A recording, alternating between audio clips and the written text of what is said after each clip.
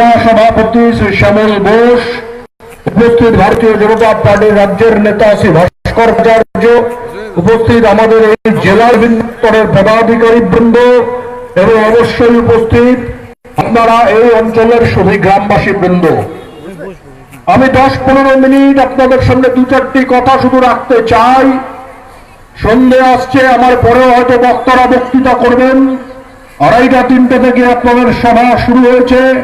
আমাকেও কলকাতা যেতে হবে, আরো একটি বৈঠক কার্যক্রম আছে। বন্ধুগণ, আমি যখন আজকের এই সভায় বক্তৃতা করছি, আপনারা গ্রামবাসীরা আমাদের সভাতে জমায়েত হয়েছেন, এখানে আমাদের কথা শুনতে এসছেন। আমাদের বক্তব্যের ধরন, বক্তব্যের কথা খুব পরিষ্কার। আমার পূর্বের বক্তা, আমার রাজ্যের নেতা শ্রী শ্রমিক ভট্টাচার্য আপনাদের ধন্যবাদ জানিয়েছেন। আপনারা আমার প্রার্থীকে হয়তো অঞ্চলকে অবশ্যই লিড দিয়েছেন, জেতাতে না পারলেও এই অঞ্চলের লিড তিনি পেয়েছেন লোকসভায়। ভারতের প্রধানমন্ত্রী নরেন্দ্র ভাই মোদী আপনাদের আশীর্বাদ পেয়েছেন, আপনাদের ভালোবাসা পেয়েছেন, আপনাদের ভোট পেয়েছেন। তার জন্য এখানকার সমস্ত গ্রামবাসীকে আমার পক্ষ থেকে, আমার দলের পক্ষ থেকে অভিনন্দন জানাতে চাই, পক্ষ থেকে আপনাদেরকে অবশ্যই কৃতজ্ঞতা জানাতে চাই। আমি যখন এই বক্তৃতা করছি, কিছুক্ষণ আগে আমার কাছে হোয়াটসঅ্যাপে একটা মেসেজ আসলো। মেসেজটা কোথাকার? মেসেজটা হচ্ছে আপনাদের ঠিক পাশে একটি জায়গা আছে, আমাদের হুগলি লোকসভার মধ্যে পড়ে, জায়গাটার নাম সিঙ্গুর।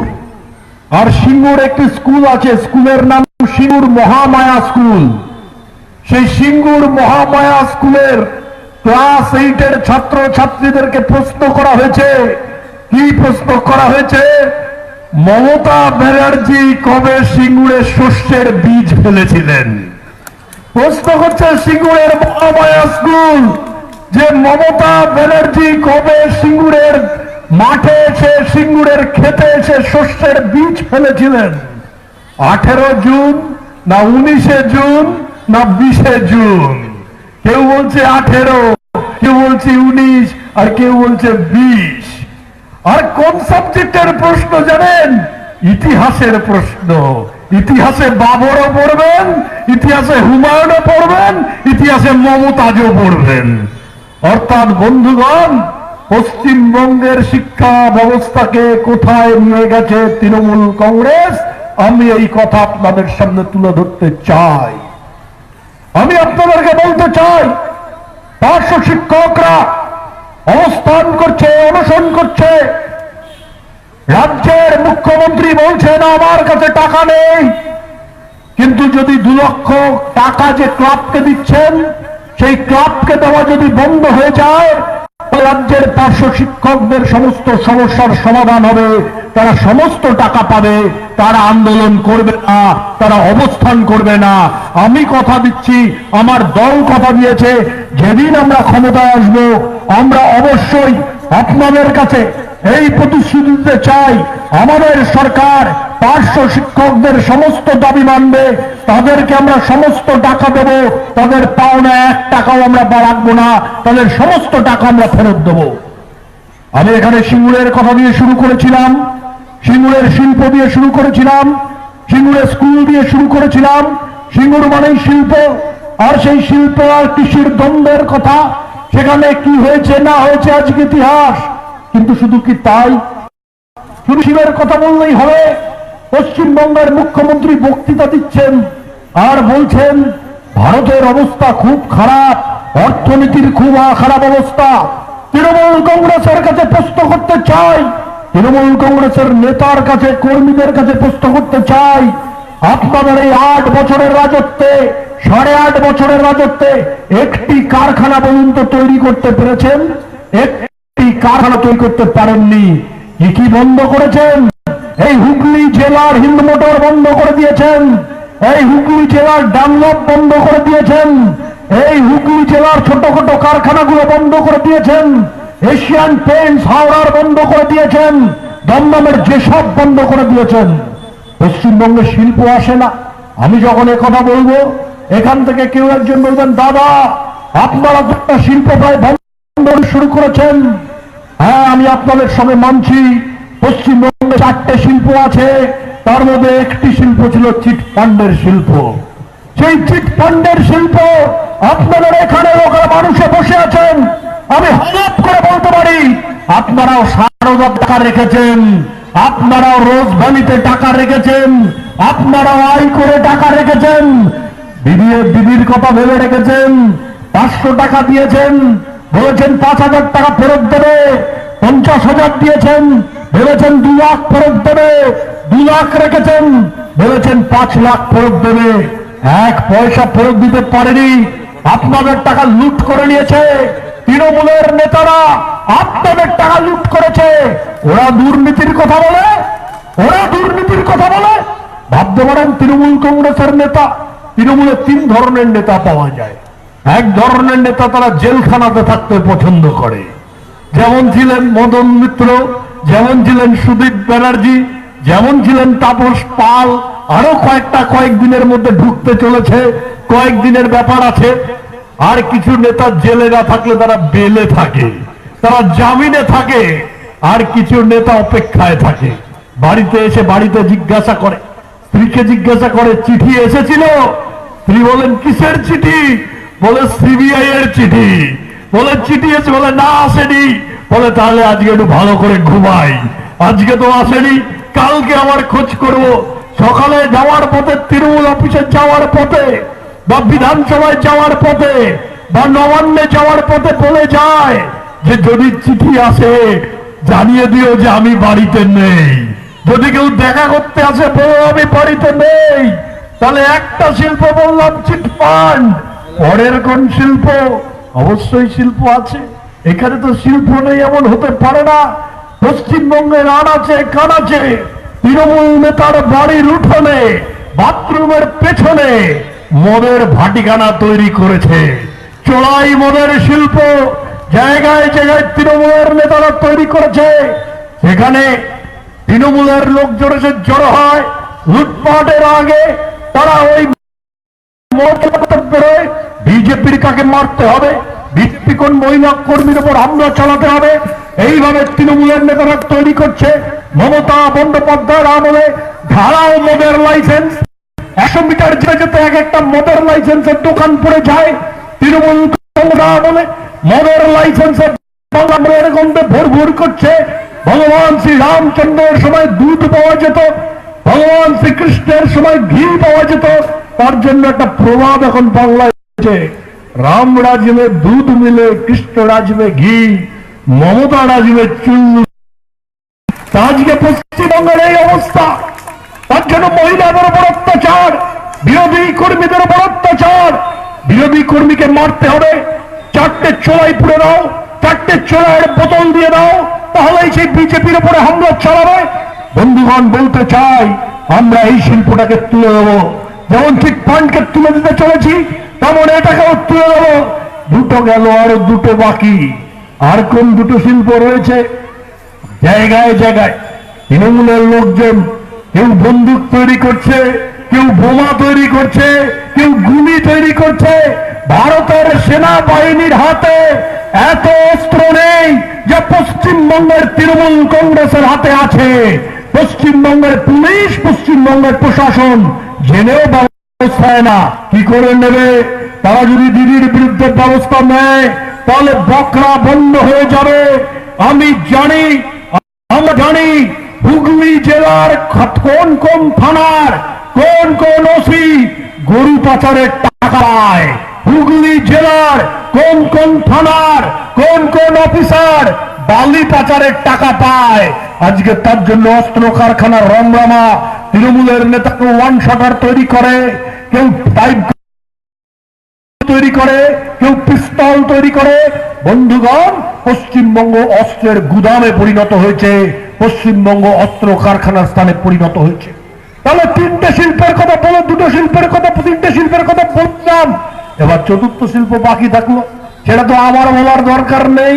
তার তো দিদিমণি বলেন, জায়গায় জায়গায় বলেন, চাকরি নেই তো কি হয়েছে, ব্যবসা নেই তো কি হয়েছে, চপ বানাও, চপ ভাজো, মুড়ি ভাজো, চপ আর মুড়ি ভাজা বিক্রি করো। বলছেন ঘটি বেজে বিক্রি করো। তো তিনি বক্তৃতায় বলছিলেন ওনার কালীঘাটের পাড়ায় নাকি একজন আছে চোপলা, সে নাকি সাদা বাড়ি তৈরি করেছে। আমার উৎসাহ হলো, কে এমন মহানুভব, কে এমন বড় ব্যবসায়ী যে 7 তলা বাড়ি বিক্রি করলো, চপ বিক্রি করে। এখানে বহু চপলা আছেন, তাদের তো কেউ 1 তলা বাড়িও নেই, কিন্তু দিদির পাড়ায় এক চপ আছে, তার নাকি 7 তলা বাড়ি বিক্রি হয়েছে। আমি খোঁজ করতে গেলাম, আমাকে একজন বললো হ্যাঁ আছে, কিন্তু পরে খোঁজ করতে জানতে পারলাম তার বিজনেস পার্টনার একজন আছে, তার টাইটেলটা আবার ব্যানার্জি। তার বিজনেস পার্টনার একজন আছে, তার টাইটেলটা ব্যানার্জি। অর্থাৎ সামনে চপের শিল্প, সামনে মুড়ির শিল্প, আর পেছনে গরু পাচারের কারবার। এই করে পশ্চিমবঙ্গকে সর্বশান্ত করেছেন, পশ্চিমবঙ্গের সর্বনাশ করেছেন। বন্ধুগণ, এখানে আজকে দিদিমণি মরা কান্না কাঁদছে। যেখানকার শ্রমিক কেন রাজস্থানে গিয়ে খুন হয়ে যাচ্ছে, এখানকার শ্রমিক কেন কাশ্মীরে গিয়ে খুন হয়ে যাচ্ছে, এত দুঃখ, এত বেদনা কেন? পশ্চিমবঙ্গের যুবককে কাশ্মীরে চাকরি করতে যেতে হবে কেন? পশ্চিমবঙ্গের যুবককে রাজস্থানে কাজের সন্ধানে যেতে হবে কেন? পশ্চিমবঙ্গের যুবককে কাজের সন্ধানে মহারাষ্ট্রে যেতে হবে কেন? পশ্চিমবঙ্গের যুবককে কাজের সন্ধানে গুজরাটে যেতে হবে? আমি এই প্রশ্ন আপনাদের সামনে করতে চাই। একদিন বিহার থেকে এখানে শ্রমিকেরা আসতেন কাজ করতে, একদিন উত্তরপ্রদেশ থেকে এখানে মানুষেরা আসতেন কাজ করতে, একদিন উড়িষ্যা থেকে যুবকরা আসতেন কাজ করতে। আজকে তো এখানকার যুবককে কেন যেতে হবে? এর প্রতিবাদ করুন। ভারতীয় জনতা পার্টির 7 দিন আমরা যদি ক্ষমতায় আসি, আমরা হুগলিতে যেমন হিন্দ মোটর খোলাবো, আমরা যদি ক্ষমতায় আসি, আমরা হুগলিতে যেমন এখানে ডানলপ কারখানার আবার পুনর্নির্মাণ করব, আমরা যদি ক্ষমতায় আসি, আমরা সিঙ্গুরেও আমরা ব্যবস্থা করব, যাতে সিঙ্গুরেও শিল্প তৈরি হয়, যাতে এখানেও কৃষক ঠিক থাকে। বন্ধুগণ, কোন রাজত্বে আমরা চলেছি ভাবতে পারেন? দিদিমণি কাজ চিৎকার করছেন। আজকে আনন্দবাজার, আমি নাম করে বলছি, আমার নাম করতে কোনো বিষয় নেই, আমার এতে কোন রকম দ্বিধা নেই। আজকে আনন্দবাজার পত্রিকা সে বলছে প্রথম পাতায়, উন্নাও, উত্তরপ্রদেশের উন্নাও মহিলাদের উপর অত্যাচার হয়েছে, সেখানকার উন্নাও হচ্ছে ধর্ষণের রাজধানী। তিনি বলতে পারেন, তারা লিখতে পারেন উন্নাও অত্যাচার হয়েছে, উন্নয়নের ভয়ঙ্কর ব্যাপার হয়েছে, হায়দ্রাবাদে ভয়ঙ্কর ঘটনা ঘটেছে, আমাদের কোনো আপত্তি নেই। কিন্তু মালদায় একজন মহিলার উপরে এত বিভৎস অত্যাচার করে তাকে পুড়িয়ে মেরে দেওয়া হলো, পশ্চিমবঙ্গের খবরের কাগজ, পশ্চিমবঙ্গের মিডিয়ায় দেখাতে পারে না। কেন দেখাতে পারে না? আজকে তার কৈফিয়ত মিডিয়ার থেকে আমাদের নিতে হবে। আমি আমাদের সোশ্যাল মিডিয়ার বন্ধুদের বলবো, যারা সোশ্যাল মিডিয়ায় আছেন, মালদার ঘটনা সব জায়গায় ছড়ান। মালদার একজন আমাদের সেখানকার বোন, তার উপর যেরকম অত্যাচার করে তাকে পুড়িয়ে মেরে দেওয়া হলো, তাকে ক্ষমার অযোগ্য অপরাধ ভারতবর্ষের মানুষকে জানাতে হবে। পশ্চিমবঙ্গের মমতা ব্যানার্জির আমলে মহিলাদের উপর কি প্রকার অত্যাচার হচ্ছে ভাবতে পারেন? উত্তর 24 পরগনার কামদুনি, সেই কামদুনিতে একজন মহিলা, একটি মেয়ে, তাকে কিভাবে অত্যাচার করে খুন করা হলো, এখনো দোষীরা সম্পূর্ণ শাস্তি পেল না। পার্ক স্ট্রিটে এক ভদ্র মহিলা, তার উপরে অত্যাচার করে খুন করা হলো, তাকে অত্যাচার করা হলো, পরে তিনি মারা গেলেন। পশ্চিমবঙ্গের এখনো কিন্তু মানুষ তারপর সম্পূর্ণ বিচার পায়নি। এই বিচার আমরা চাই, বাংলার মানুষের বিচার চায়। পশ্চিমবঙ্গের সমস্ত কিছুতে আইন শৃঙ্খলার দিক দিয়ে এক ভয়ঙ্করতম স্থানে পৌঁছেছে।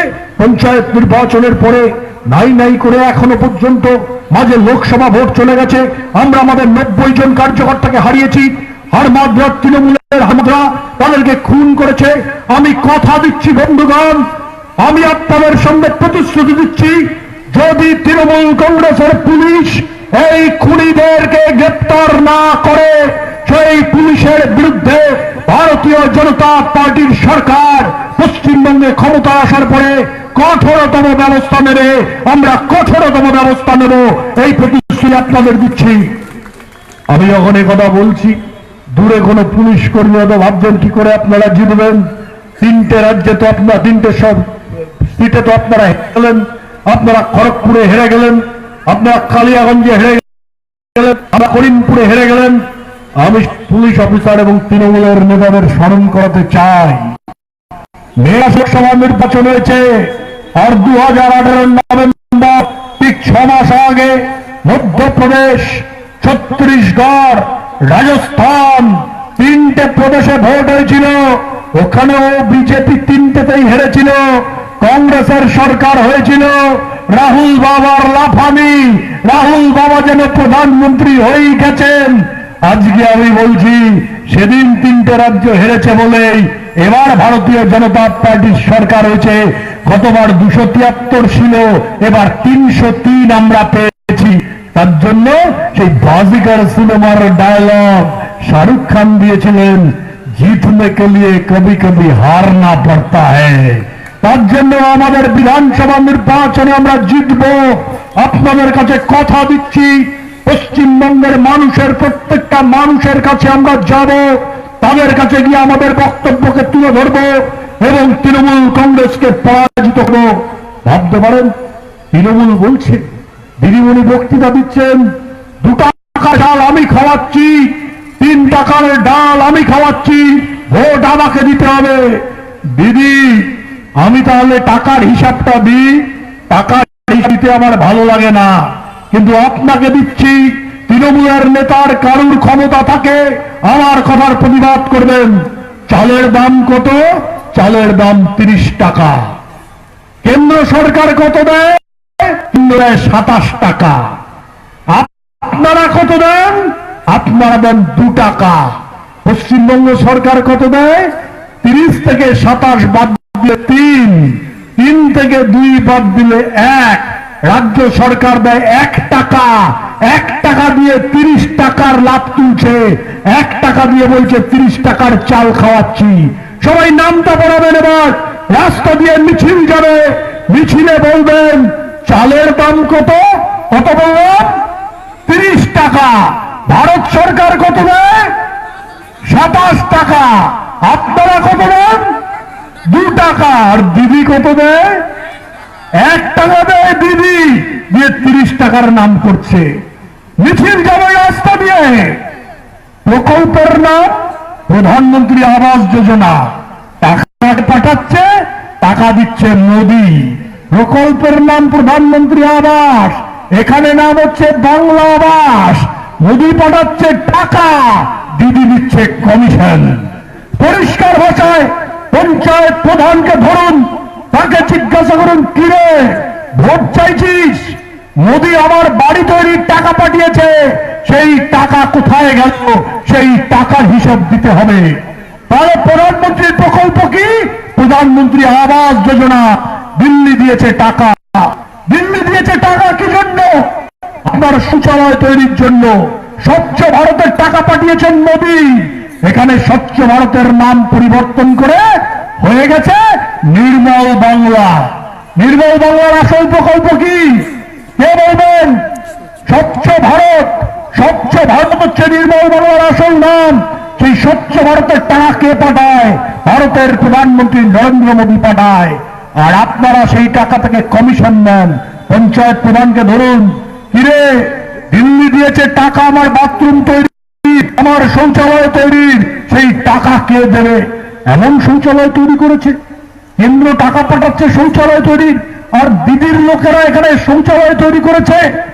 এমন অবস্থা করেছে ঢুকলে বেরোনো যাবে না, এত ছোট। এবং বেশি পার্থ চ্যাটার্জির মতো লোকজন ঢুকে যদি লাফালাফি শুরু করে, ওরা যে কোনো সময় ভেঙে পড়বে। কারণ এই কন্ট্রাক্টর, তারা তো তৃণমূলের নেতাকে কমিশন দিয়েছে, তারা তো তৃণমূলের নেতাকে উপঢৌকন দিয়েছে। বাজেটে দেখানো হয়েছে 3 লাখ, খরচ হয়েছে 30,000। হিসাবে দেখানো হয়েছে 1000 ইট, লাগানো হয়েছে 700 ইট। বাকি টাকা তৃণমূলের নেতারা লুট করেছে।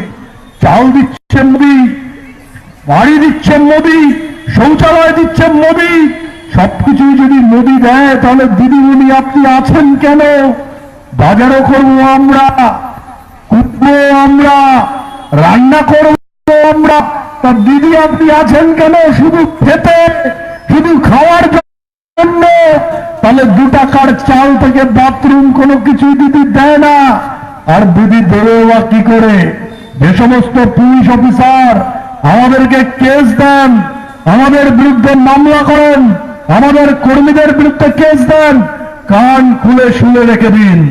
যদি পরিষ্কার শুনতে না পান, আমি সায়ন্তন বসু বলছি, কানে গরম তেল ঢেলে পরিষ্কার করে শুনে রেখে দিন, ভারত সরকার যে টাকা আপনাদের র্যাঙ্কের অফিসারদের জন্য দেয় সেই টাকা খরচ করতে পারেনি। তার কারণ পশ্চিমবঙ্গের পুলিশ থেকে শুরু করে গ্রুপ ডির সরকারি কর্মচারী কারোর ডিএ দিতে পারে না, কারোর মাইনে দিতে পারে না। পশ্চিমবঙ্গের একজন সাব ইন্সপেক্টর অফিসার ঝাড়খণ্ডের সাব ইন্সপেক্টরের অফিসারের থেকে অর্ধেক মাইনে দেয়। আপনারা কেস দিতে পারেন, কিন্তু কথা দিচ্ছি আমরা ক্ষমতায় আসলে আপনাদের মাইনে বাড়িয়ে দেব, পুলিশের মাইনে বাড়িয়ে দেব। তার কারণ ক্লাবকে পয়সা দেব না, ইমামদের পয়সা দেব না, চোরাইখোরদের পয়সা দেব না। আমরা পুলিশের মাইনে বাড়াবো, আমরা সরকারি কর্মচারীদের মাইনে বাড়াবো, আমরা শিক্ষকদের পাওনা গন্ডাম মেটাবো। বন্ধুগণ, পরিবর্তনের বাতাবরণ তৈরি হয়েছে। ভারতীয় জনতা পার্টিকে আশীর্বাদ করুন। সারা দেশে আমরা কাজ করছি। আমাদের নেতা অটল বিহারী বাজপেয়ী, তিনি গরিব মানুষের জন্য, মায়েদের জন্য উজালা গ্যাস দিয়েছেন, বিনা পয়সায় গ্যাস সরবরাহ করেছেন, গরিব যুবকের মুদ্রা লোন দিয়েছেন। আমরা তার জন্য বিজেপির নেতৃত্বে এক উন্নত ভারতের নির্মাণ করতে চাই। আর আমরা যা বলি আমরা তা করি। আমরা বলেছিলাম, দীর্ঘদিন বলেছিলাম, আমাদের ক্ষমতায় আসতে দিন, অযোধ্যায় আমরা রাম মন্দির নির্মাণ করব। আজকে অযোধ্যায় ভব্য রাম মন্দির নির্মাণ হবে। ভগবান শ্রী রামচন্দ্র অযোধ্যার রাম মন্দিরে বিরাজ করবেন। আমরা বলেছিলাম আমাদের ক্ষমতায় আসতে দিন, আমরা 370 ধারা কাশ্মীর থেকে হটাবো। হটিয়েছি হটিয়েছি হটিয়েছি। আপনারা কালকে কাশ্মীরে গিয়ে জমি কিনতে পারবেন, কাশ্মীরে গিয়ে বাড়ি তৈরি করতে পারবেন। চণ্ডীতলা যদি ভালো না লাগে, যদি জঙ্গল পড়া ভালো না লাগে, আপনারা কাশ্মীরে গিয়ে ডাল লেকের ধারে বাড়ি কিনে, জমি কিনে চাষবাস করে থাকতে পারেন। সেই ব্যবস্থা ভারতীয় জনতা পার্টি করেছে, 370 ধারা সরিয়ে দিয়েছে। আমরা বলেছিলাম পূর্ববঙ্গ থেকে, বাংলাদেশ থেকে আগত যারা এসছেন, অত্যাচারিত হয়ে এসছেন, নিপীড়িত হয়ে এসছেন, নিগৃহীত হয়ে এসছেন, ধর্ম রক্ষা করতে এসছেন, মান রক্ষা করতে এসছেন, সম্মান রক্ষা করতে এসছেন, সে সমস্ত হিন্দুদেরকে আমরা ভারতের নাগরিকত্ব দেব। কালকেই তার প্রক্রিয়া লোকসভা রাজ্যসভায় শুরু হয়ে যাবে। একজনও হিন্দু থাকবেন না যিনি ভারতের নাগরিক নন। এবার আমি যখন বলছি, তৃণমূলের কেউ কেউ বলছে, বলে কি আমার তো ভোটারে, আমার তো ভোটার লিস্টে নাম আছে, আমার তো রেশন কার্ড আছে, আমার তো ভোটার আইডি আছে, তাহলে কি আমি নাগরিক নই? না বন্ধুগণ, আধার কার্ড থাকলেই নাগরিক হওয়া যায় না। সে তো পারভেজ মুশারফেরও আধার কার্ড থাকতে পারে, রেশন কার্ড থাকলেই নাগরিক হওয়া যায় না। ওসামা বিন লাদেনেরও রেশন কার্ড ছিল, ভারতের নাগরিক হতে পারবে না। আর দিদিমণির ভাই পাকিস্তানের প্রধানমন্ত্রী ইমরান খানেরও ভোটার লিস্টে নাম আছে, সে ভারতের নাগরিক নয়। ভারতের নাগরিকত্ব আমরা দেব। আমরা তার জন্য নাগরিক পঞ্জি তৈরি করছি, তার জন্য আমরা বিল আনছি পার্লামেন্টে। কংগ্রেস দেয়নি, সিপিএম দেয়নি, মমতা দেয়নি, বিজেপি প্রত্যেক হিন্দুকে নাগরিকত্ব দেবে। আপনারা সবাই ভারতের নাগরিক হবেন, কারোর কোনো চিন্তার কারণ নেই।